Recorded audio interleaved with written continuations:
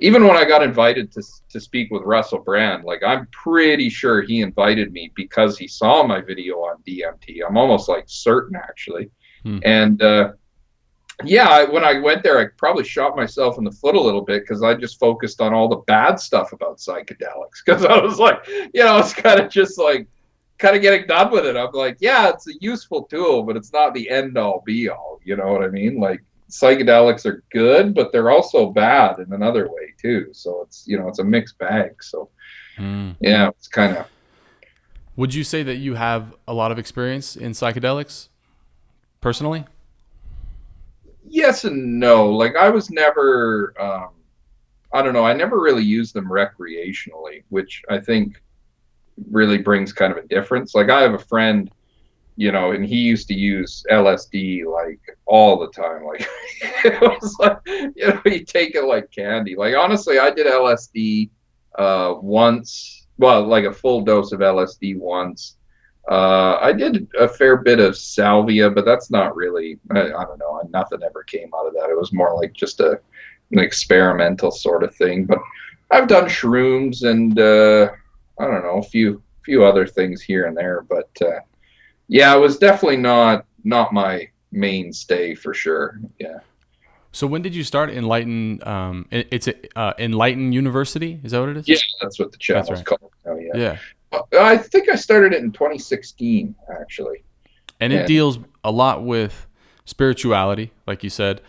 Does it focus more on kind of Eastern philosophical concepts, Eastern religion, or do you find that just the spirituality that you have become familiar with coincides and has some overlay with Eastern philosophy more?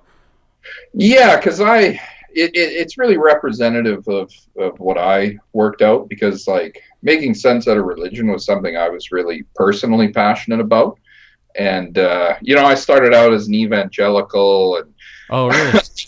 yeah, I remember I went to church one Sunday and I was like, yeah, I've been learning about this evolution stuff and I'm really wondering, what the answers are. Ooh, And they didn't like that probably.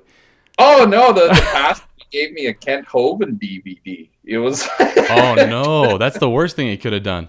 oh God, yeah, he sent me home with it. And I remember I was just a teenager, and I watched it in, I don't know, maybe a day. And I always like to joke. I'm like, I was a creationist for like 48 hours, because after I watched the DVD, I was like, man, this makes so much sense, and blah, blah, blah. And then I'm like, you know what? This guy's got me so convinced.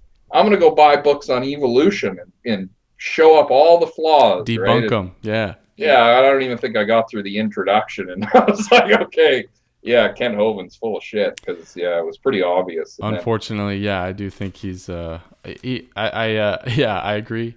Full of shit. I like to say mistaken. yeah. Yeah, and then I went from there. I went to being Roman Catholic, and Mm. I didn't, I still actually I just went to mass today, and Oh, really? yeah, Catholicism, like I was really into it, but I ended up I left it not because it didn't make sense, but it just wasn't really working for me Mm. personally anymore, Mm. and I became an atheist, and I kind of just wrote it all off. I was like, yeah, I'm starting to think this stuff's all bullshit. And then I started somebody introduced me around that time to Joseph Campbell. I don't know if you're familiar with him at all. Joseph Campbell. He, It sounds super familiar. I've heard of him, but I can't really place him. yeah, he was a professor at Sarah Lawrence College in New York, and he wrote a book called The Hero with a Thousand Faces. Hmm. And in the book, he basically shows how like all these different religions, if you compare them, they share these tremendous parallels. Like there's really unusual consistencies between different religions. So you could take, for instance, one example that I love to show because I just think it's so profound. Among Native Americans in North America, there's what's called the Sundance religion. It's a very old tradition, and it seems to That's the surprising thing is it predates colonialists and pioneers. But in the myth, Scarface, the protagonist, he makes a journey to the sun, to marry the virgin daughter of the chief, and the son explains to him that if he wants to marry the virgin daughter of the chief, that he has to be hung from a cottonwood tree for 3 days and 3 nights. And he says, if you hang from the cottonwood tree and survive essentially being crucified, then you can be taken down and marry the virgin daughter. And it's really I literally, when I read the mythology, I got in contact with a professor in Lethbridge, and I said, is there any chance that First Nations people took ideas from Christianity when they made this? And she says, absolutely not, because when the Christians got a hold of it, they outlawed it. It was actually illegal to practice the Sundance religion for years. And they still practice it. In fact, I had the opportunity to take part in a Sundance here in southern Alberta. And they've got the tree. It looks like a Y, and they call it the Indian cross. And they've got a place where that Scarface would have stood, and it's just it's unbelievable. So, but that's just one example. And when you study a bunch of different religions, you see these consistencies, and you say to yourself, well, how the hell are they coming up with these similar ideas, right? Like, where is this coming from? And Joseph Campbell, he looked to the psychologist Carl Jung, who was a student and colleague of Sigmund Freud.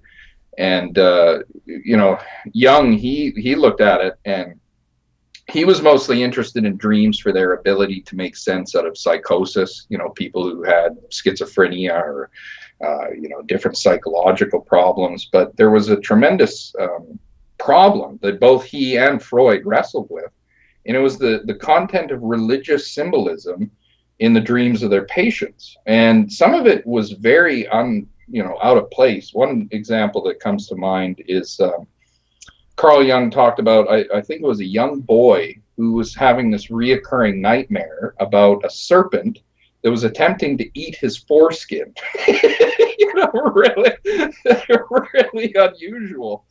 And it turned out that literally almost down to every detail, what he was describing was an aspect of Aboriginal Australian mythology. Of course, the young man was from America. He never heard of this myth, at all. And so the mystery became, well, where is this coming from? How are these people coming up with the content of mythology, spontaneously from dreams? And it was Carl Jung who suggested that a lot of religious symbolism is sort of ingrained into the human psyche, that there are what he called archetypes of the collective unconscious, which are like instinctual forms of memory. So, you could think of the example of, when a deer is born, as soon as it comes out of the womb, it gets up and starts running within a matter of minutes. And you say to yourself, well, who taught it that, right? Or an infant at the breast, right? Like, how does a little baby know how to start breastfeeding, right? It's a mystery. And it's the thought is that these things arise as a result of the instincts, so there's a kind of intelligence to the instincts. Something that might be biologically ingrained in DNA. Yeah, but it's difficult to reduce it to DNA as well, because you're talking about something that's so behavioral, right? And the distance from, the molecule up to, patterns of thought in the psyche, there's a pretty big gap there. It's like the nature versus nurture debate, right? If your dad was a violent alcoholic, are you going to be, a violent alcoholic? Well, maybe a predisposition, not. But not necessarily. Yeah. So it's kind of that's definitely one element of it. But with Jung, he says, it's worthwhile to look at this religious symbolism as sort of the picture language of the instincts, was the way he described it. So when you dream and you see these symbols, it's almost like there's some collective memory of the species that lives inside of you, and you inherit this mythological repertoire, I guess, or this set of symbols. And if you learn the symbols, you can communicate with the instincts. And and I was learning about this as an atheist, and I found it incredibly satisfying, because I said, this is reductionist, right? It takes all the complexity that we see in religion and it reduces it to aspects of the human psyche, which, is rooted, as you say, in DNA. So it really, it anchored everything to science and materialism. And as an atheist, I felt, okay, this explains it, And, but I was still interested in it, even though, at that point I said, well, clearly this isn't telling me anything about the afterlife or a God or, anything of the sort, right? This is just, religion is just a peculiar, a peculiar expression of the unconscious mind. Okay, But in the yeah. process of studying Jung, there were a few things he said that really bothered me. Like, in particular, there was one remark he made. It was in an interview back in the 60s. And, he was talking about precognitive dreams, because the host of the show, and you can find the interview on YouTube, actually, I can send it to you. Yeah, please do. Yeah, at one point in the show, the host, he asked him, he says, well, what do you think about the afterlife? And Carl Jung, he says, well, he says, in my work, it's been suggestive to me that the human psyche is not confined to time and space. And he says, because precognitive dreams are a fact. And that's a dream about the future, right? Hmm. And he went on to detail it. He pointed out some historical examples and some examples with his patients. But, for him, it was just a fact. And I mean, Carl Jung was an intelligent guy. People can criticize him, as they do anyone. But he's no dummy. And I Yeah, thought, surely. well, I was like, this is a hell of a thing to say. To say that people could dream about the future. Yeah, that's truly That's remarkable. And you said you agree with that? That's a fact, you said? Well, I didn't want to accept it, but I also couldn't deny it without really giving it some serious investigation, because and this is something that I often challenge atheists with, and I understood it when I was an atheist. If someone gives you a theory, a thesis, right, and they say, well, if you do this, you'll observe that, right? Mm-hmm. If you want to doubt that claim, you're really obliged to repeat the experiment. You Surely. can't say, if a chemist comes to you and says, well, if you mix hydrogen and oxygen and you light it on fire, you get water. I'm privileged to doubt that. But my doubt doesn't have any authority if I haven't recreated the experiment, right? So I Definitely. felt obligated to really start recording my dreams and to look into it for myself to really see if this is a fact. Mm-hmm. And I did it for a while and nothing came up. But I thought, if there really is something more to the psyche, that I thought perhaps this is not something, because I thought, I could be recording my dreams at random till hell freezes over and never see any dream of the future. There's got to be, it's like there's got to be a cause. And I thought, well, if the Jungian, because Carl Jung suggested that the psychological parallel for the notion of God was something he called the self archetype. And so he said, at the center of every human psyche is this organizing, intelligent nucleus that organizes the content of dreams. And it was really, it's the parallel of God in religion. And so Before I thought, you well, go on to that, I just wanted to ask a question about the evidence that existed for these precognitive dreams. Do you, in your analysis of the precognitive dreams, you feel like they were documented with sufficient scruples to be able to say this is actually something that occurred from this patient, from this individual? well, I love that you bring that up, actually, because it's a very current thing for me. We're at this point, the only evidence we have for precognition is anecdotal. One example that really stands out to me is there was a fella, I think he was a bassist for the band Weezer, and he posted on Twitter that he had a dream that he would die the following week in a specific location, and he says, "I better buy life insurance today." Okay. Well, be damned if he didn't predict it exactly. It was you can find, and that's the thing that's so compelling about it, is you can see the Twitter post. It's got a time and date stamp. You can't. That's But incredible. again, I need to look at that. Wow. yeah, it's remarkable, but it is anecdotal, right? So it's only one particular example in many, and Yeah. so But rarely do we it's find an individual who is so convinced and compelled by their own thoughts to go ahead and act on those things. So I yeah. think in that case, though it may be anecdotal and specific and individual, other people just might not have done that. They might not have followed through with that. Yeah, and it's exactly what's needed is a proper scientific experiment, right? Where Hmm.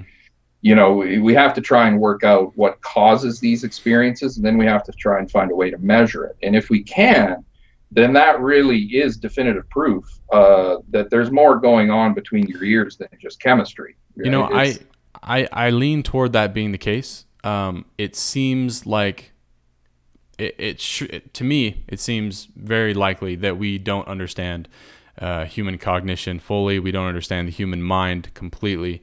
So I think there are certainly things out there that we perhaps might not even be able to comprehend. I think what limits me, though, what stops me, is that in and of itself. I think if we can't comprehend something, it's as simple as that. That's as far as we can go.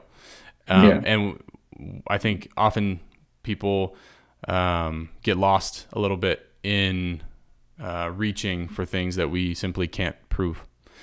And that's where things get a little unsure, a little too tenuous. Yeah, and it's no, it's you're absolutely right.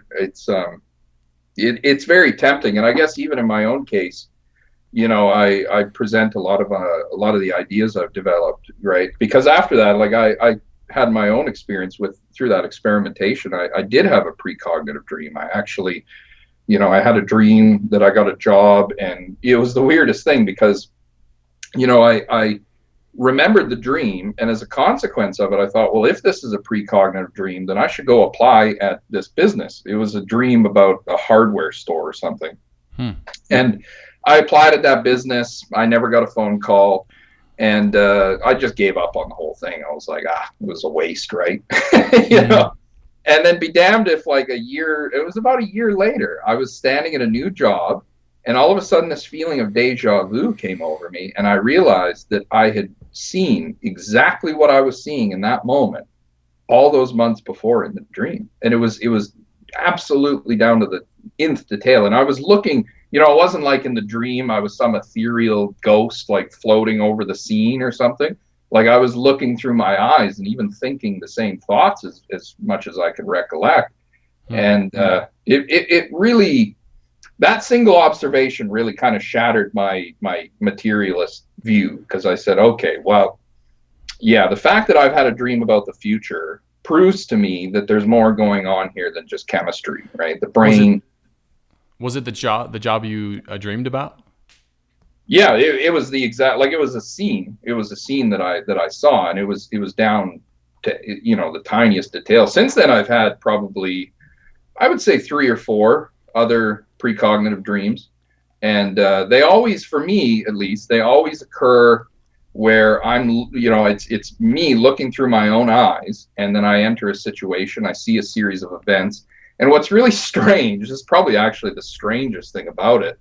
What I found happens is I will think certain thoughts in the dream. So, for instance, I had one precognitive dream. It's so weird even talking about this. I had one precognitive dream where I saw myself at work, and I was well dressed and clean cut, and I was working with a bunch of the guys, and I thought in the dream, why am I upstairs and why am I not wearing my coveralls? Because at that time when I had the dream, I was working for that same company, but I would wear coveralls and I was always dirty in the oil down on the work floor. So it didn't make sense to me while I was dreaming why I would be upstairs in a clean cut suit, looking at all these guys. And several months later, I was promoted and I worked in the office. And then when I had the experience, I remember thinking while I was awake, why am I upstairs and why am I wearing these clean cut clothes? I thought the thoughts that I had thought in the dream, almost as if the conscious experience at that waking moment and the conscious experience of that dreaming moment had just overlapped. Hmm. And that was really, that is my sense of what's going on, is that consciousness has the ability to access different points in time. But if that's true, and this is the conclusion Jung pointed out, and he's absolutely right. He says, well, if that's true, if we assume that that's a possibility, then who's to say that when an individual dies that their consciousness necessarily has to stop? Because if it can access different points in time, then by necessity that means that it's not obliged to follow a series of events in time, namely death, right? So if the It's possible. psyche, yeah, and it's an interesting question, and that was as far with it as Carl Jung was willing to go. He said, well, if we take this precognitive dreaming as a fact, then this is the logical question we have to ask. And that for me was really compelling. And I thought, okay, now I really got to know. Now I've got to know what's going on. And So when you it, had just a thought that came. So when you had this dream, I'm thinking about self-fulfilling prophecy a little bit. So like you had the yeah, dream and then you thought, well, if the dream is true, then if I apply for this job, I'll get it. So like, and then you did that and you said a year had passed until you actually got that job. But do you think that any efforts in essentially trying to see if that dream represented something that would come to pass in your life, do you think those efforts allowed you to get that job that you did a year later? And yeah. how Well, do you it's explain, or how do you see self-fulfilling prophecy in this experience? the interesting thing about it is that, especially in the case of getting the job, my experience with it is that in most cases, by the time I'm actually hired, I've forgotten about the dream. Mm, It's relegated to my memory. And what happens is an experience of deja vu okay. arises. And then, with deja vu, you feel like, wait, I've seen this before. But in the case where you had the dream and you were really conscious of the dream when you woke up, when the deja vu comes, you remember exactly where you saw the series of events you're now seeing. And you say to yourself, wait, I've seen this before. And then a chill runs down your spine because you know exactly where and when you saw it. And it was that morning when you'd woken up and said, oh, what a strange dream. Mm-hmm. And I've worked with this with there's a friend of mine down in Texas, and he had a really remarkable experience with this where he had a dream about a car accident, and he said that he was pulling up to a light, and all of a sudden the feeling of deja vu came over him, and instead of accelerating, he hit the brake, and a big car went screaming through the intersection and ran through a red light. And he messaged me, he was hysteric, and he says, man, you might have saved my life with this, with this stuff that you've been teaching, right? And it's, In you know Western religion, they would often attribute that to the Holy Spirit or oh yeah. God's defense, God's help. But when I was getting into all of this, I was still an atheist, right? Because Yeah. proving or being convinced that there's something going on in the psyche doesn't naturally lead you to the conclusion that there's a God. And so I said, well, I want to investigate these things, but I was really I had a bad taste in my mouth from Christianity, and I didn't want to go that way. So, I became a Buddhist, and I liked Buddhism because it's very logical and it's rooted ultimately in experience and observation, right? The Buddhists, they will teach certain things, but then you're expected to meditate and actually observe those realities for yourself. And that's a very scientific kind of process. And, so I practiced Buddhism. I was a part of the Diamond Way Karma Kagyu lineage for quite a few years, and I studied under Lama Ole Nidal, but I was also still practicing a lot of Jungian psychology and lucid dreaming. I became very, very interested in lucid dreaming because I thought, well, if I'm going to make sense out of the psyche, I need to be able to consciously navigate dreams to find out what's really going on there. And honestly, that process really, when I really started to spend a serious amount of time and effort on navigating dreams, I started to observe things that were really strange. One dream I recall was I was in a house, I was in a living room, and at the time I thought a friend of mine was sitting with my girlfriend, and we were sitting on the couch and watching TV.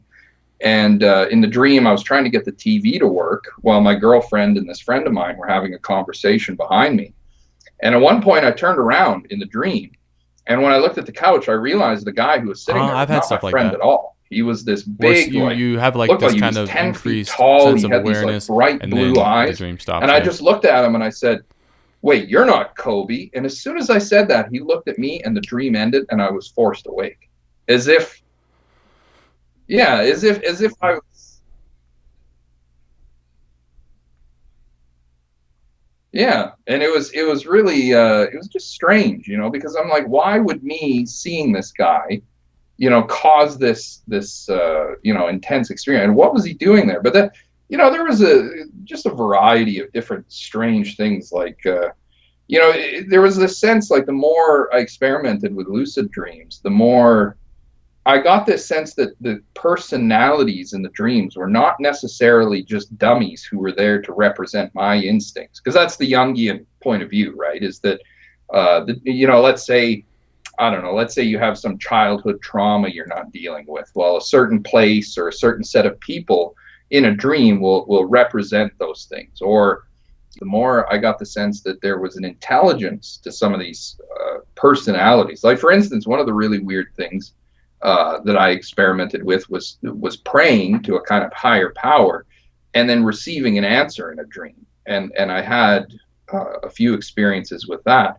But again, this was all just suggestive for me, right? It was not enough to convince me that yes, there's an afterlife and all of this stuff. I was, you know, like, I was becoming increasingly spiritual and I was practicing Buddhism more and more. But what I really craved was an observation that would leave me with absolutely no doubt for the rest of my life. I was like, I need to see and hear and, know, fully conscious, fully alert, that yes, this is real. And I was really pursuing that. I really wanted to find it. And so, what ended up happening was a series of really strange events. I was assaulted at a house party with a baseball bat. And, it was just sort of a random attack. These guys came in, they stole a bunch of stuff. But, after that, I said, I really got to figure these things out. I really got to, because, I could have been killed that night. And I'm like, this is a serious concern. I've always been of the opinion, it's like the afterlife is not something I'm willing to leave up, to speculation. Because even when an atheist says you die and nothing happens, that They may have be too the much confidence in that statement if they do make it. I think yeah. a lot of atheists, they reach into the realm of confidence that is not warranted based on the evidence. So I actually don't call myself an atheist, because I think that connotation sometimes comes of making these definitive statements about there is no God, period. There is nothing after life, period. And we simply don't have. It's Yeah, they're like correct. it's like a rock or an ant making definitive claims about what might lie in the outer reaches of the universe. Like it's just not in the equation. So in that same way that the ant or a rock can't conceptualize these things, like I think that within the human psyche, those things also exist. There's no way that we are. There's no way we can make those claims. Certainly. Yeah, and it's something that because I've always, like I told you in the one convo, right? I've always loved science, and Mm-hmm. and that is one thing that bothers me about kind of the atheistic culture is I do feel it's kind of an abuse of the scientific method, because science is not there to restrict possibilities and to say, well, you can say confidently this does not exist, right? All science really can do is expand our field of understanding based on what we do know. And Exactly. there's a pretty firm limit, especially when you're Definitely. talking about, I mean, how much can you learn from measurement and experimentation with inanimate objects, right? If Right. we're talking about the hypothesis of a god or an afterlife, then what that implies is that you're dealing with entities that are as intelligent, if not more intelligent than you. Mm-hmm. And you can't put that under a microscope, right? Because it Right. could step out from under it. It's not Definitely. like a rock. You could just stick it in there and say, "All right, stay. I'm going to look." Right. Right. Right. And there was definitely a sense that I got that there was a kind of conversation going on between me and my unconscious. And I got the sense that there were powers, there were forces of the psyche. Are you And familiar so, with the quote? You might actually be able to name the actual person who said this. I'm not. I can't remember, but he said, and this was a while ago, somewhere in the East. I think it was a Chinese philosopher. He said, "I was dreaming, and I was a butterfly, and mm, when I woke, I wasn't sure if I was dreaming as a man or if I was a butterfly, or if I was a man dreaming as a mm. butterfly in the previously." But have you heard of? Did you hear that before? Oh yeah, yeah. Yeah, I can't remember who said it, but yeah, I'm yeah. familiar with the quote. Yeah, and that's the the really interesting thing, and I'm glad you brought that up because it's something I haven't thought about in a while. Mm-hmm. I was investigating a lot of these things because I was trying to find out whether or not there's a real God and a real afterlife.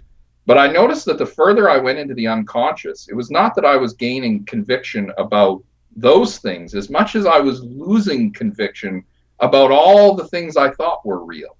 Because when you start experimenting with dreams, one dream that happened before my big experience was I entered a lucid dream, and I ran down a hallway, and then I stopped and I paused and I said to myself, I need to investigate this environment to find out how real it is. And so I got down on the floor and I looked at the floor tiles, and I could see the individual grains of crystals, like quartz crystals, in the granite floor tile. And in the dream, I thought to myself, if a dream can be that real, then how would I know the difference? How would I know that this is real and this is not? Because here I am, I know this is a dream, I'm lucid, but look at the detail. Look at what I'm seeing, and it was really It it was reminds really me a just lot of the Cartesian discourse on method. He spoke a lot about that in his meditations. Very similar. Yeah, it is yeah, it a is like very intriguing question, and I don't. Yeah, I don't know the answer. What was your big experience? well, what ended up happening is I studied the Tibetan Book of the Dead, Hmm. and the book is it's hard to get through because there's a lot of Tibetan jargon to weed through. But when you get through the jargon, what you realize it's saying is that essentially the afterlife is a dream, and what that dream is designed to do is strip you of your attachments. And if you resist the process of letting go, then everything turns into a hell, right? Because now the entities there are taking from you everything you've ever loved. They're torturing you, tormenting you. And that's what people describe as hell. Whereas the book advises you and says, recognize that you're dead and nothing else can happen to you, right? The worst has happened. And all you have to do is let go of your former life in order to embrace what's new. And, it's a gross paraphrasing of it, but, that's kind of the gist of what it teaches. And it gives some advice on how to navigate the spaces. As well as that, I studied the Mandukya Upanishad, which was really important in that the Mandukya. Very old literature there. Oh yeah, yeah. The Mandukya Upanishad explains that the human psyche is comprised of four levels of experience. Hmm. You have the waking state, the dreaming state, and then it describes if you can break out of the dreaming state, you can enter the void of dreamless sleep, which is just this vast darkness, this vast space of mind. It's sort of like, if you think of it like, I always like to describe, that scene in the Matrix when Neo is in the computer and it's all white, and then they That's the can second one, right? Reloaded, I think. well, I think it's Or no, in. I that think yeah, that might be the first one. Yeah. yeah, where he like brings in the guns and they Yeah, say yeah, they that's can the first do one. anything in that space. Yeah, Yeah. that's kind of instead of white, it's black, and it's like any dream or any experience in the mind takes place within that field. And I recognize that that's what the same thing the Buddhists were calling the naked space of mind. Hmm. And then the Mandukya Upanishad says that once you go one step beyond that, you go beyond the void. The void opens up, and a white light, the what the Buddhists call the Dharmakaya, will appear, or the Hindu Upanishads call it Brahman. Mm-hmm. And so for me, that was very important because it kind of gave me a map as to say, okay, if I'm having this experience, where am I? And through lucid dreaming, at one point, I was able to enter that void. It was very unusual. I remember, I stepped out of the dream and it was just blackness all around. And I, I remember saying, this is it. This is the void of dreamless sleep. And then I just lost consciousness. That was it. Hmm. But I remembered the dream when I woke up. Oh, My throat's getting I'm getting over a cold, so I'm Oh losing yeah, my. yeah. COVID's But going around recently. yeah, it's coming back. Hmm. But I ended up. I said, okay, well, I need to find a way to get into the unconscious and to really experience these things more efficiently. And that was when LSD came in, because my Buddhist teacher had said, well, that he had used LSD when he was meditating in the Himalayas. So I got a hold of a friend of mine and I said, I'd like to do this. And, it's funny with these things because you do feel like the gods are conspiring against you. You get that sense where it's like, man, that's a hell of a coincidence, because I decided to do the LSD and he ended up giving me the LSD in the same house where I'd been assaulted with the baseball bat like months before. And of Oh, course, the first rule of psychedelics is set and setting, right? So I remember, I'm sitting on the couch where I got hit in the head with a baseball bat, and my buddy puts on Pink Floyd's Live at Pompeii, which, if you've ever seen it, it's all about all the people who died in Pompeii, and their bodies. Like, it was geez, he's just just, setting you up for a horrible oh trip. God, yeah, it was just like, and of course, it didn't take long. As soon as the LSD hit, I'm like, I'm dead. Like, this is it. Like, I've died, and this is a dream, because it all felt real to me. But from my lucid dreaming experiences, I had become convinced that I could be dreaming and I wouldn't be able to tell the difference. And so I'm sitting there on acid and I'm like, this is it. This is the afterlife. I'm there. And, I've just been fooled this whole time, telling myself that I survived the event to avoid the traumatic realization that, in fact, I died. And now, tonight, I'm going to be forced to accept it. And, the panic, even talking about it, I'm just like, I can almost feel it. It's just like, I remember going up the stairs and looking out the window and being like, dude, it's just the drugs. Take a breath, take a breath. Like, it's fine. Don't freak out. But I couldn't. I could not keep a hold of the emotions. They just started running away on me. And acid will do that. It's like the emotions take on a life of their own, and your ability to reason and, control how you're feeling, it just slips away. Hmm. So when I really started to feel I was losing control, I said, let's go for a walk. And I stepped out of the house with my buddy, and we were walking down the roads. And I remember seeing these orange clouds rushing overhead, and it all looked like everything was dissolving into a black hole. And I remember having the sense of, like, this is it. This is the apocalypse the Bible was talking about, right? The end of days, that at the end of your life, you realize your life was only ever a dream. And now you're forced to accept that the dream is over and you've got to wake up, right? So yeah, my adrenaline was through the roof. I'm like, I'm having a full-fledged freak out, right? But I'm like, through meditation, I had learned to kind of like maintain my composure, which was so important. And you quickly realize why meditation is so key, because when those emotions start to overwhelm you, you have to be able to hold your composure. And I was at one point I said, okay, let's just walk one more block. And I still don't know how this happened, and it still doesn't make sense to me. It had to have been some kind of a cognitive illusion. Sometimes I think about it. I'm like, how did my brain convince me of this? But I had the hallucination that the street I was walking down was exactly the same as the street I'd just come from, and that I was going in circles, and that essentially this was a form of hell, that I could just keep walking in circles around and around, trying to escape the inevitable. And so I said, okay, this is it. I'm dead. Like, this is it. This is real.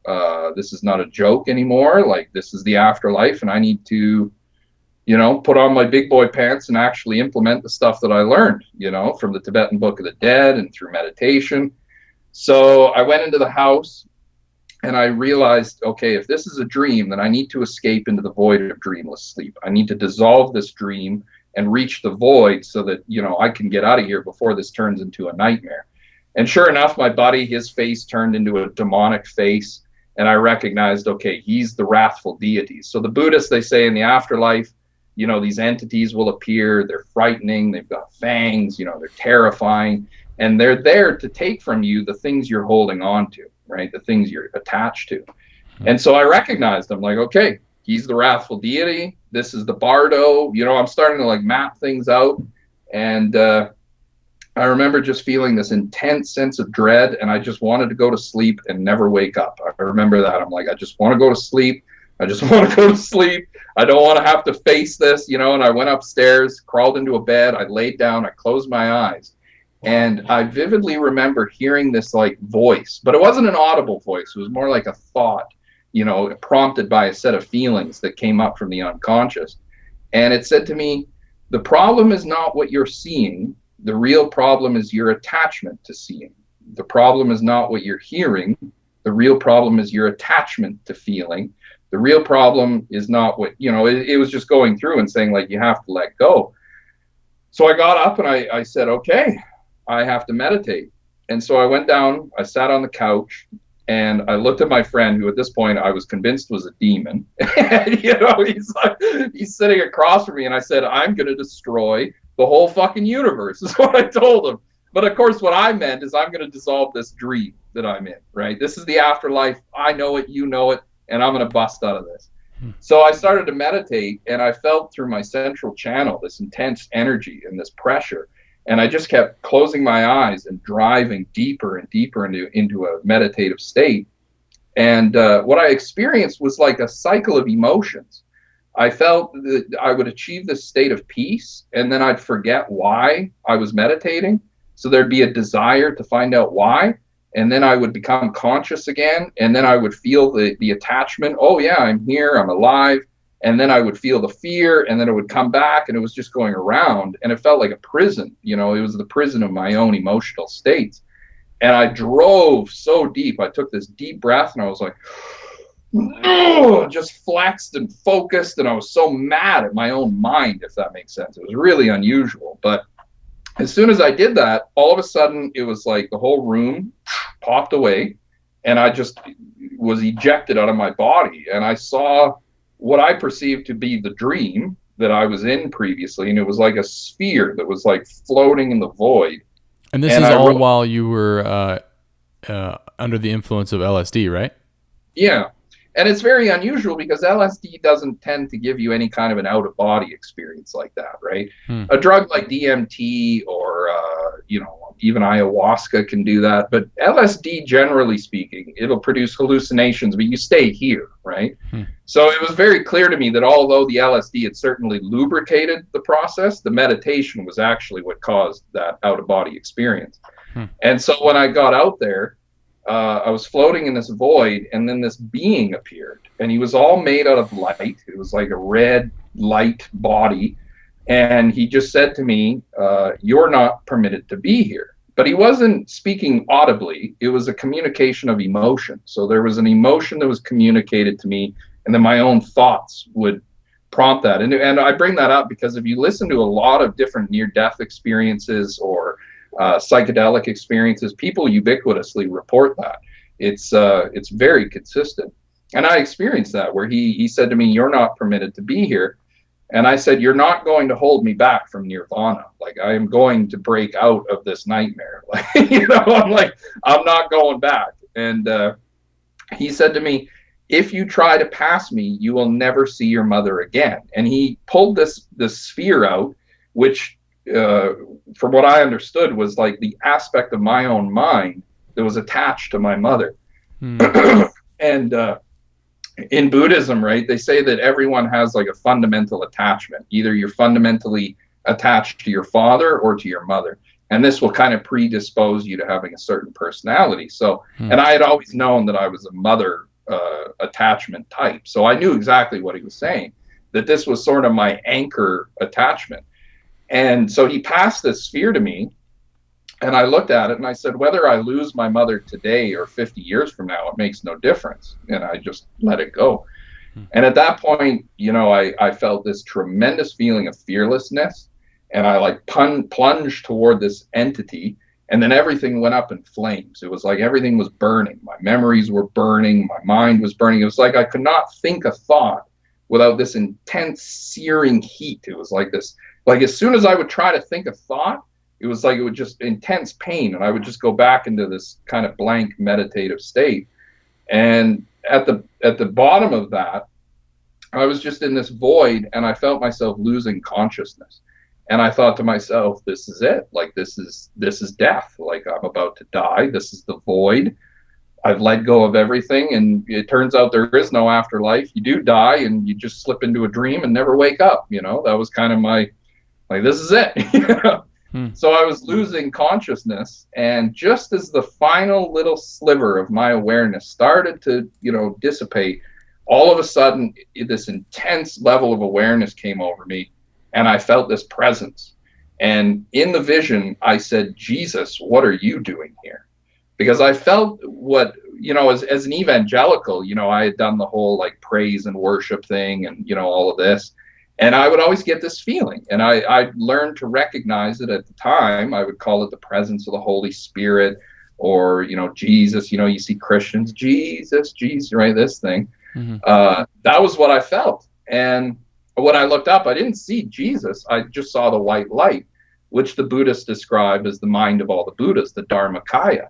And I started to move towards it. And it was the strangest thing, because as soon as that light showed up, all of my pain and anxiety and fear and like every negative emotion that I'd been wrestling with up to that point just dissolved. And a natural inclination, because I'm such a curious person, I thought to myself, wow, this is this is really it. This is something. And I remember vividly, I looked at the edge of the light, because I had read in the Mandukya Upanishad that, the this other level, this white light, is beyond the void. And I always thought, how can you go beyond the void, right? That doesn't make any sense. A void is an infinite three-dimensional space. So how do you go beyond that, right? And it was the weirdest things. I remember I looked at where the light was meeting with the void, and it did have the appearance as if the light was behind the darkness, and the darkness was dissolving into like little strands, like strings, just dissolving into this light. And it was it just so hard to perceive and try to comprehend, because again, you're looking at something that is supposed to have depth, and yet it's behaving as if it's two-dimensional. And that didn't make sense to me. It still doesn't make sense to me. Hmm.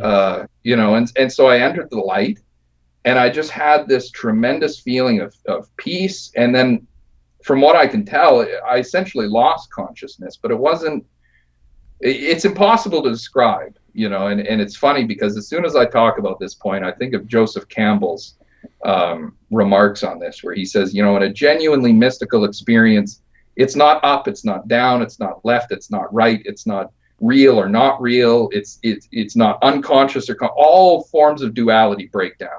And all you're left with is an experience of perfect totality. And that's really the best way to describe it. It was not this or that. It was just an unbroken, undifferentiated experience of wholeness and totality, of just one.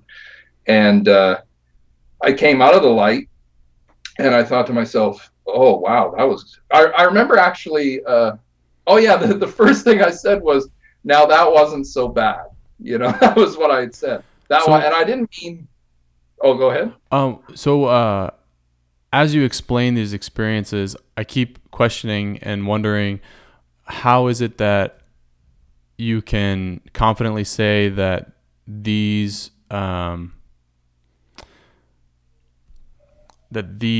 experiences and the things that you've conceptualized are also consistent in other minds and not only your own?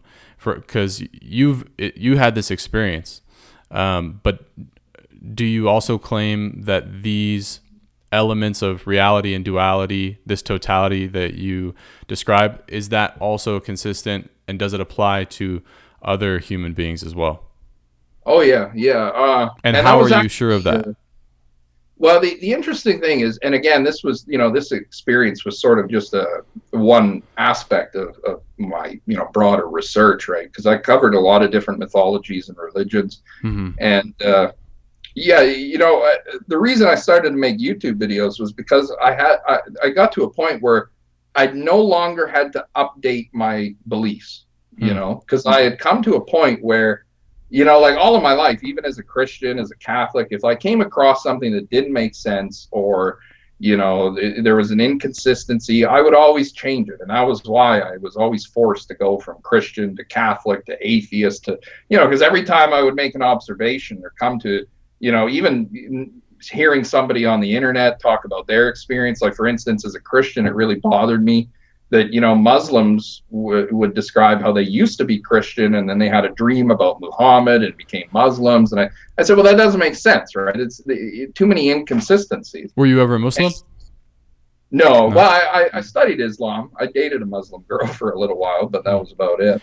What would you But describe? How would you categorize yourself now? Between, would you call yourself a Buddhist, or would you call yourself?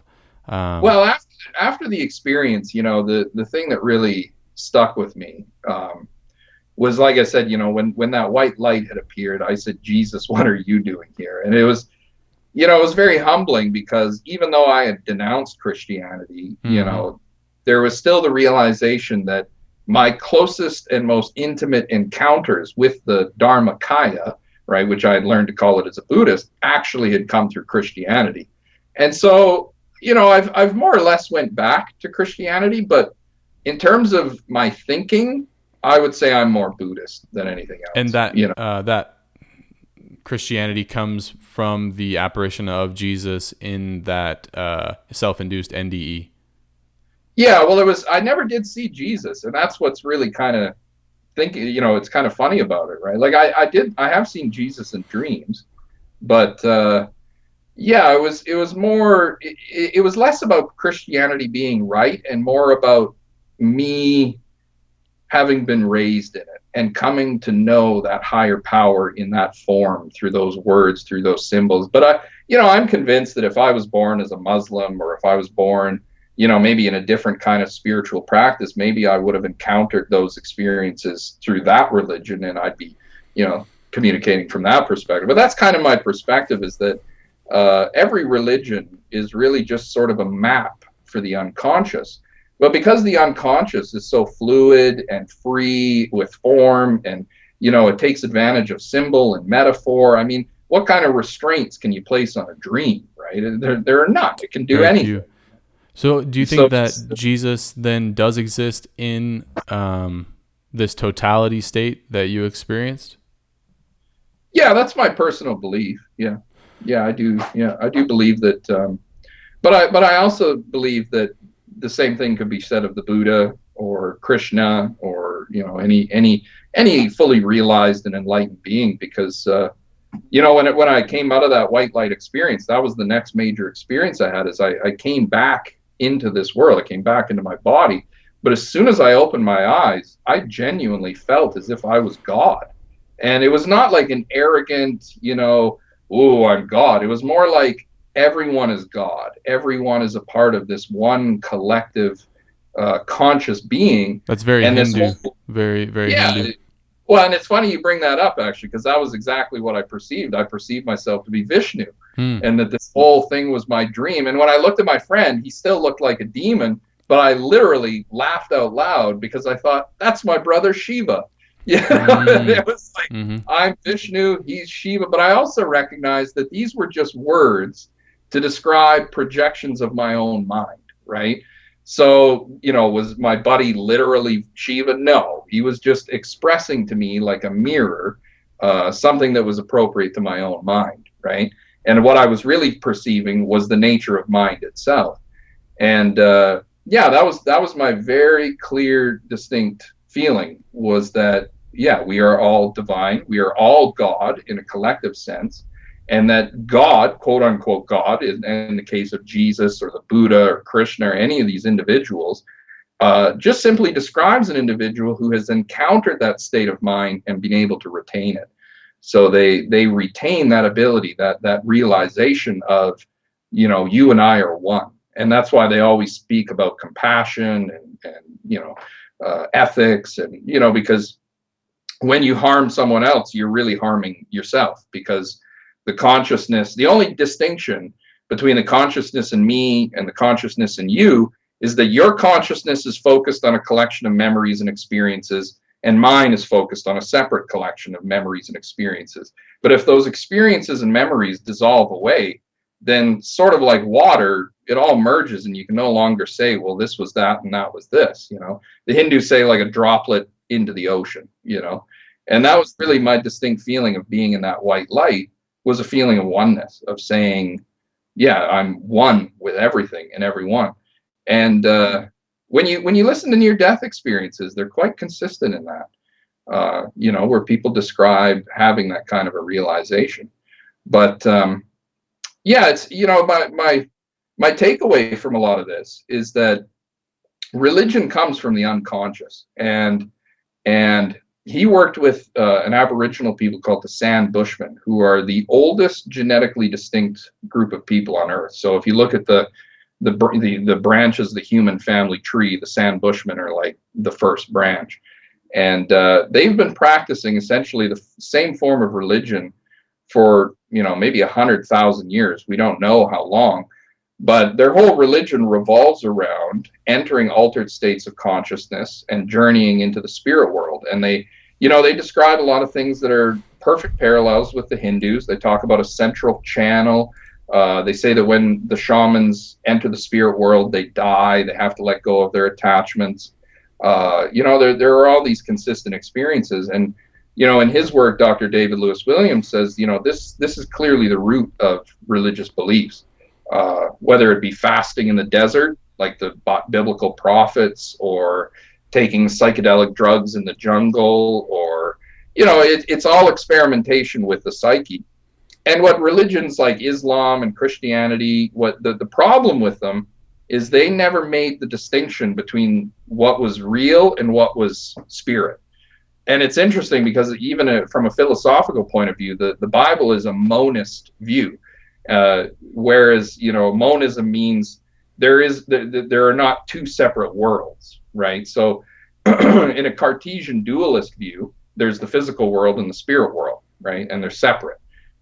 That's, I think, most people.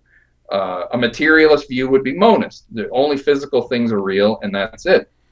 And strangely, the Bible is also monist. It does not make a distinction. You'll never find a single passage in the Bible that seems to refer to a separate spirit world. So they never made this distinction between, like I said, I laugh sometimes. I'm like, I've seen the end of the world. It's what happens in the afterlife when you're dreaming and you realize this is it. But from the perspective of the biblical authors, they saw that as a literal historical event that was impending in the future. And even when you look at the creation story, all the major Jungian archetypes are there. And if you look at it from a Jungian point of view, the Garden of Eden is the psyche of an infant while they're in the womb. And they have no dualistic thinking, no knowledge of good and evil, right? And that doesn't come in the psyche until the child is born and reaches a certain age. So all of these things in religion, they're all valid, but generally misinterpreted and out of context, because the experiences, the visions, the dreams, the revelations that laid the groundwork for these ideas were never understood as components of the psyche. And they were always interpreted as literal, scientific, as if God is a guy on a chair up above the sky, that kind of a thing. And it's like, well, we've sent plenty of rockets up there and no one's found them. It's like, so Yeah.